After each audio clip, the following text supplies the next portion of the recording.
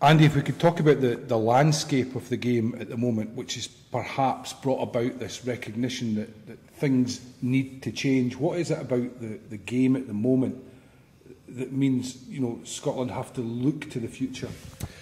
Well, the game's becoming more and more competitive, both on the field and off the field. On the field in the physical sense, but off the field, if you look at the resources that other clubs and other countries have, particularly France and England, you know, the two big countries, there's a huge amount of financial resource coming in to support their professional teams and indeed their national team.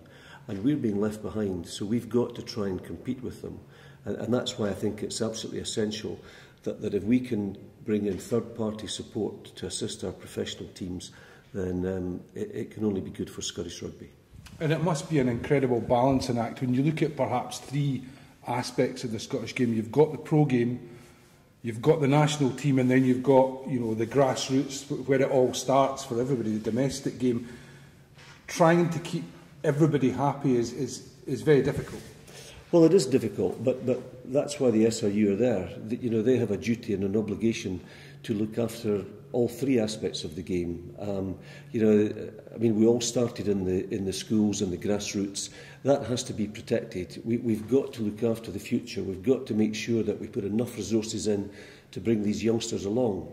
But we've also got to try and make our professional teams as competitive as possible, because we've got to try and get crowds interested in the game and support for the professional game. And then ultimately, if we get the grassroots right and we get good results on the professional side, then that's only going to be good news for the national side, because ultimately it's the national side that carries the flag for Scotland, so to speak. It's you know, it's appropriate you're standing in front of the pillar there with all the cap names on it. How do you see this materially affecting the national team? What will it mean for the national team if this vote passes? Well, if this is passed, I would like to think that we'll be able to bring in more financial support.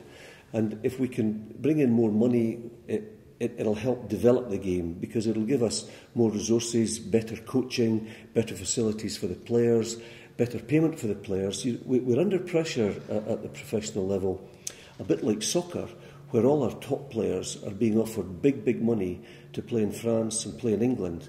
Now, we want to try and retain these players so that our local kids can see week in, week out the stars and their favourites playing at home in Glasgow and in Edinburgh, rather than on a television down in London or over in Paris. Glasgow winning the Pro 12, Edinburgh getting to the final of the Challenge Cup. Are those kinds of days less likely if we don't move forward? Absolutely. We're going to lack a competitive edge if we can't bolster our professional teams both in training and in player power. Then we're going to be left behind, and we can't afford that to happen. Dare I say, it's already happened in soccer. If you look back 20 or 30 years, Celtic and Rangers used to be able to compete with the Bayern Munichs and the Manchester Uniteds. They don't now, or they really struggle now.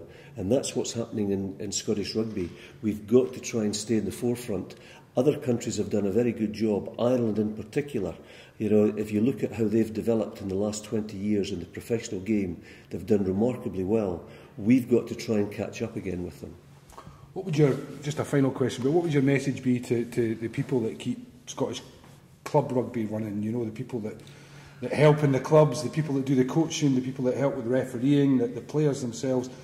They don't aspire to be Edinburgh or Glasgow players or Scotland players. How will this benefit them?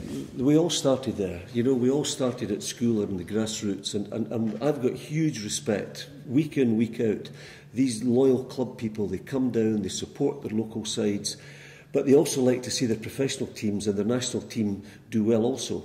So we've got an obligation to not only to support the amateur game and the club game, but also to try and get results at the very top level. There's a great feel-good factor. You know, if Scotland were to go on and win the Grand Slam, the whole country would be rejoicing, and that's what we've got to try and I think that has to be our objective.